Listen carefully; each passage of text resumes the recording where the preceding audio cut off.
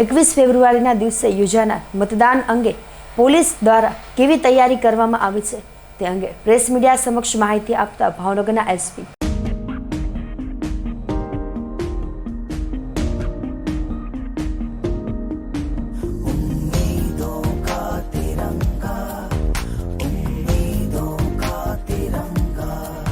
सबसे ऊंचा तिरंगा लहरा रहा है, चुम रहा है आसमां।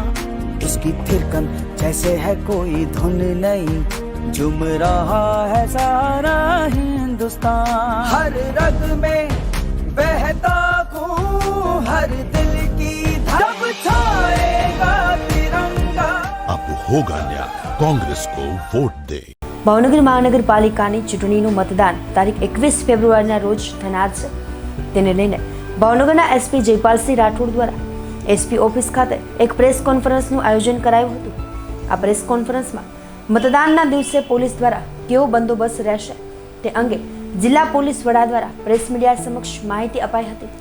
આવતી 21 તારીખે રવિવારના દિવસે ભાવનગર મહાનગરપાલિકાની ચૂંટણીની મતદાનની તારીખ છે। આ ચૂંટણીમાં ભાવનગર શહેરમાં જે કોર્પોરેશનના 13 વાર્ડ છે, આ 13 વાર્ડમાં અલગ અલગ પાર્ટીઓના પ્રતિનિધિઓ પોતાના ઉમેદવાર રાખવામાં આવેલ છે, જેની ચૂંટણી સન્ડેના 21 તારીખે થવાની છે।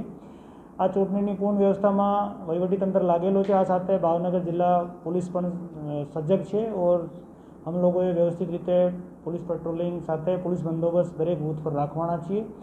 આમાં મતદાનની દિવસ ટોટલ 4 જેટલા ડીવાયએસપી, 14 જેટલા પીઆઈ, 11 જેટલા સબ ઇન્સ્પેક્ટર, 1000થી વધારે પોલીસ और 850 જેટલી હોમગાર્ડ, એસઆરપીના 5 સેક્શન, આ અલાવા 19 અલગ અલગ રૂટ પર ગ્રુપ મોબાઈલ રાખવામાં આવશે, તાકી જેટલા સંવેદનશીલ और અતિ સંવેદનશીલ કેટેગરીના કોઈ પણ બૂથ હોય આ તમામ બૂથોમાં વ્યવસ્થિત ચાક ચૌબંધ સાથે સુરક્ષા બંદોબસ્ત ગોઠવવામાં આવેલ છે। કોઈ પણ પ્રકારના ભય વિના તમામ નાગરિકો બહાર આવી શકે, પોતાના મતદાનનો જે અધિકાર છે આનો ઉપયોગ કરીને લોકશાહીને બહુ